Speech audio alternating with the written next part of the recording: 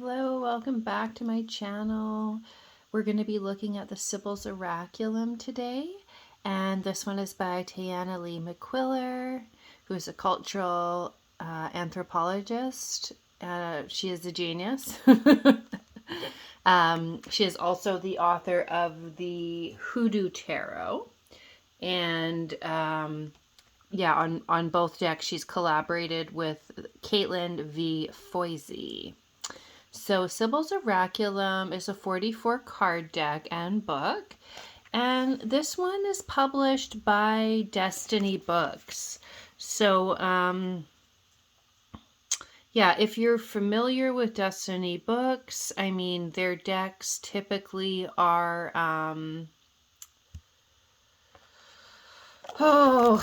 I don't know, like, what can you say about a box like this, right? So it's got like this Velcro, which is fine, and then like a beautiful, like, full-size, guidebook, which we'll get into. It's a whole system. This oracle is a whole system. I have read this book from cover to cover. This woman, Ms. McQuillar, is absolutely a genius. Oracle of the Black Doves is a system of divination inspired by Libyan Sibyls, the African prophetesses of the classical world. According to Greek historians, 2 black doves flew away from the city of Waset, Thebes, and established the Siwa Oasis Oracle in Libya and the first oracle in Greece. Tayannah Lee McQuillar is a tarot reader, and this contemporary oracle pays homage to the oft-forgotten African founding mothers of the Sibylline traditions, drawing on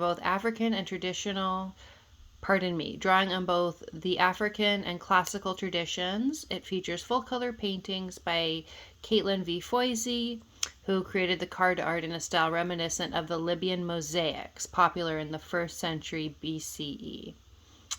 In the accompanying guidebook, McQuillar details how to consult the oracle, providing in-depth write-ups about the meaning of each of the 44 cards, symbolic language represented by each card's imagery, designed to directly address the spiritual lessons underlying the seeker's query.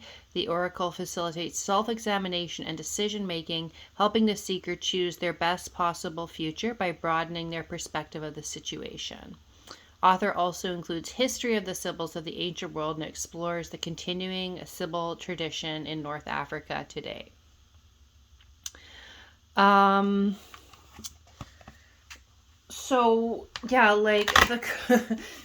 idea is the cards go in here with the book or whatever. But that's just not realistic. This is a very special deck to me, and I keep the cards in this pouch from my father. This pouch from my father. So you've got the 4 colors, and the idea is you take, one card from each color. So I keep them separate, but the backs all look the same. Unfortunately, these 2 are pretty similar, and then, and these 2 are similar as well too. So I don't know why they chose to do it that way, but, regardless, we're going to choose 1 card, from each pile. It's not super easy to shuffle, I guess, considering, you don't have a full deck. I guess you could mix them all together and keep pulling cards until you have 1 of each color. But because I see these as so similar, And that could just be my eyes as well too. I do like to keep them separate. So yeah, we're just going to follow that system so I can show you what I'm talking about. So you don't just like ask a question and pull a card. I believe that, you know, the question that you need to be asking is like something that reveals itself in one of the different categories of the card. So obviously my intention with this card pull here is to show how the deck works, and if anyone watching is able to receive a supportive and healing, guidance message, that is also a bonus.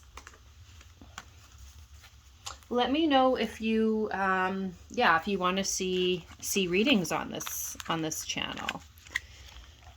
Let me know if that's something that's interesting for you. Okay. So, yeah. I have the bookmark here because this is the page with the instructions. As I said, I have read it cover to cover. The history is so interesting. I love this book. I love this deck. The author is so talented. So the black is the core issue. And then we have the copper, which is the projection. The blue, you can see the blue in some of the stained glass. And then red is the action card. So core issue, projection, cool action, and hot action.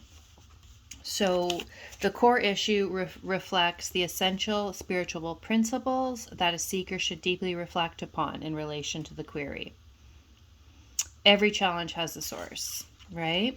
Then with the projection card, this reflects the rationalizations or justifications in our mind that's preventing us from seeing the core issue, right?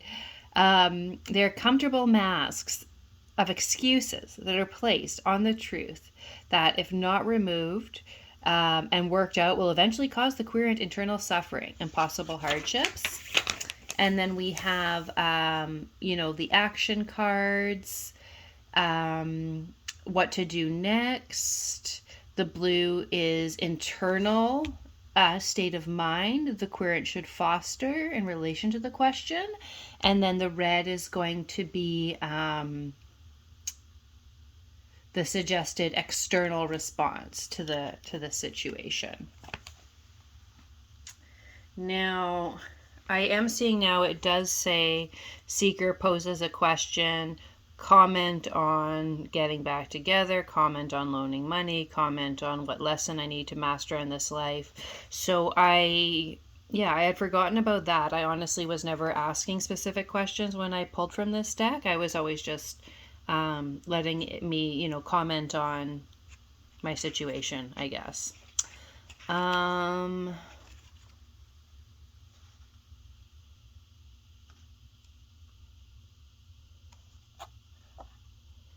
Yeah, there's like this whole section of working through these common issues. I mean, like, I've never seen an oracle that is thorough like this before. If you are resonating with this type of system, if this sounds appealing to you, or you like the artwork, or you're a fan of the creator, I strongly suggest picking up this deck. It's so unique. There's nothing else like it that I've seen. Okay, so let's see here. So we've got our 4 cards.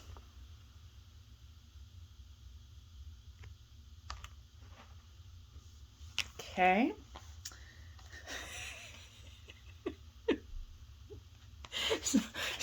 So I was on this page. Okay. So here's our core issue. So yeah, the artwork is meant to look like, and it's so hard to capture too. Um, yeah, I just can't seem to do it justice. This darn light. Um, well, it looks old. It's this old style that they've got going on, right? Okay. So let's see what it says. Sapiente wisdom. True wisdom is effortless, applied knowledge. True wisdom is effortlessly applied knowledge. Okay. So we have our key symbols. We have our religio mythological associations. Then we have our commentary and questions to consider. You've got 1, 2, 3, 4, 5, 6, 7, 8. 8 questions to consider. So there is a lot of work that needs to be done if you like to do this type of work, which I'm sure many of the out there, you're on this path of self-discovery, a path of self-actualization, a path of spirituality, of spiritual development. It's not fluffy at all or superficial. It really helps you to get in there. So, what have we got here? Indigenous moon goddess of Libya, god of wisdom. You can just read this sentence. True wisdom is effortlessly applied knowledge. Okay, so questions to consider. If you get this card in the reading, they may be asking you to stop and consider the following questions. What's the situation? What have you forgiven yourself for it? Do you expect someone else to wise up because you have gotten the point now? Is it time to reevaluate your position? Are you listening to advice of someone who doesn't have any experience? So lots to consider, right? Wisdom is evolution. It is being one way, reaching the limit of that way, and making a new way, then integrating all ways as the situation demands. There's no shortage of intellectually brilliant people in the world, but the wise are few and far between. The ability to absorb, regurgitate, or cleverly manipulate information has nothing to do with a person's ability to apply what they know in their daily lives. There are many who think age, formal education, or enduring challenging situation makes one automatically wise. But no one can deny the existence of old fools, educated idiots, and the impoverished souls who have failed to integrate their hard-earned lessons for maximum benefit. So, yeah,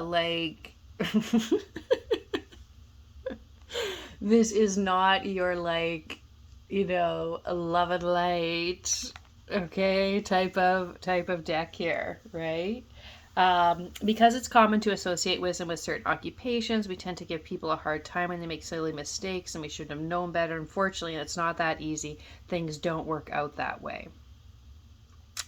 So, integrating our wisdom, being integrated is sort of what I'm feeling like the situation is. And we could work through all these questions, right? Does the colloquial definition of insanity, as repeating the same behaviors but expecting different results, apply to you? Be honest. Do you feel like you're too old, too educated, or too tired and tested to learn more? Yeah, so that is our issue, right? Like, how can I expect different results if I'm going to do the same things, again and again? Or if I, learn and I don't, integrate, right? Is this a message for all of us? Yes, of course it is, right? These core issues are people's core issues, right? They speak to, like you can pull any card in an oracle deck and it's going to resonate with you. Maybe not in that moment, but these are the core issues that people have, and this is what, what she's written about, right? It's amazing. Okay, so let's move on here. So that's the core issue, wisdom. And then we have our projection, right? So what's getting in the way? What is holding us back from, from integrating our wisdom, right? And we have purpose, propositium purpose. Propositium purpose. And this is the black dove from the backs of the cards. Okay. So what's holding us back, Black Dove? Reason determines the weight of every harvest.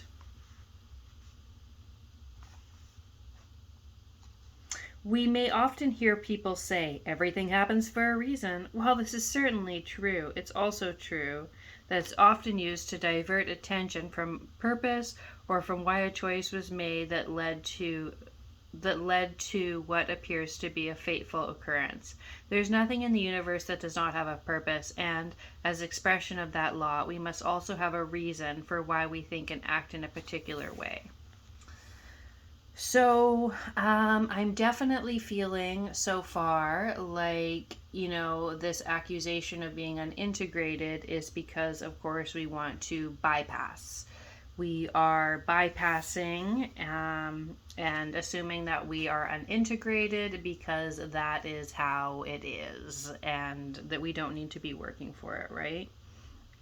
In a reading, there's a possibility that you're making the inessential essential by incorrectly ascribing a good purpose for a belief, decision, or action. This card may also be a warning to be aware of how the attachment of purpose or necessity to a belief, decision, or act you may be considering will positively or negatively affect your self-esteem in the short term and your overall legacy in the long term. You may need to reflect on whether you're treasuring your divine ability to define and therefore determine the purpose or value of everything in or around you as you are one with the universe.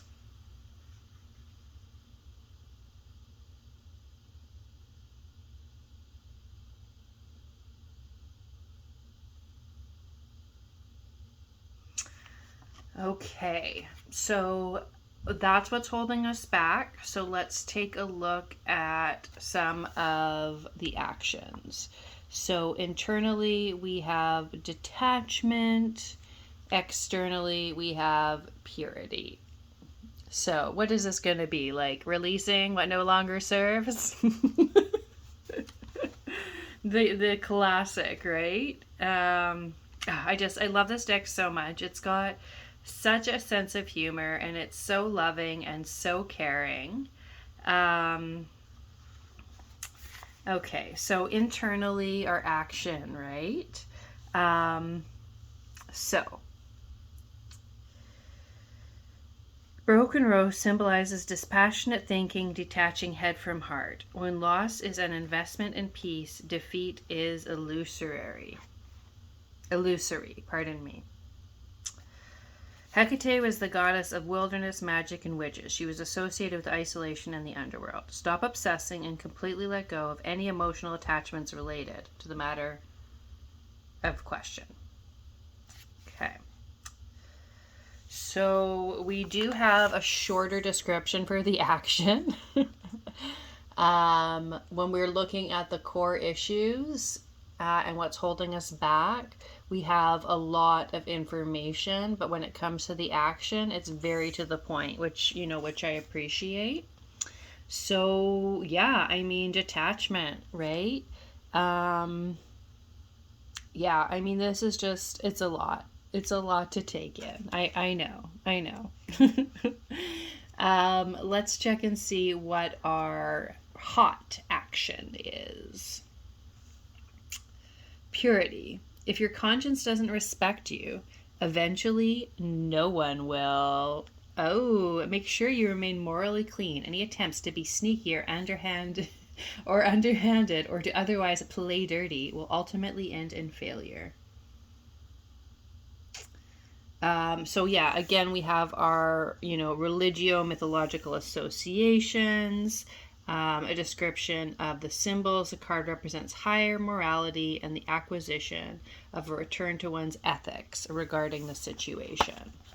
So, yeah, like it takes years, lifetimes to work out all the core issues.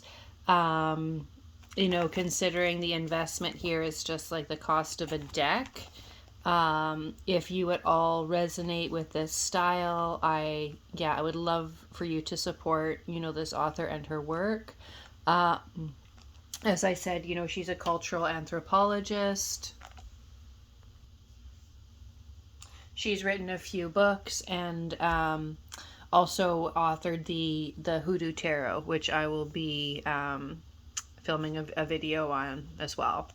So there you have it. I'm not going to, you know, flip through all the cards like I said. Just wanted to give you an idea, you know, of what the sort of format was.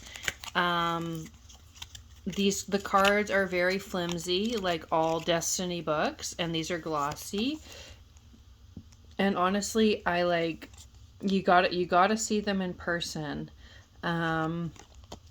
Yeah, doing a flip through, walk through, whatever, this doesn't do it justice. You have to see the detailing in person, because it's this mosaic style, and then the colors are also you know, the colors that would have been available at that time. So it's not yeah, well, nothing negative to say. I'm just, you know, it's how it shows up on camera, right? Yeah, this you can tell that it's a beautiful deck. But yeah, it's something that's, you know, better translated to be, you know, seen in purpose. Sorry, seen in person. All right, so that's the Sibyls Oraculum. Tayannah Lee McQuillar and Katelan V. Foisy. Thank you so much for tuning into this video, and I'll see you soon.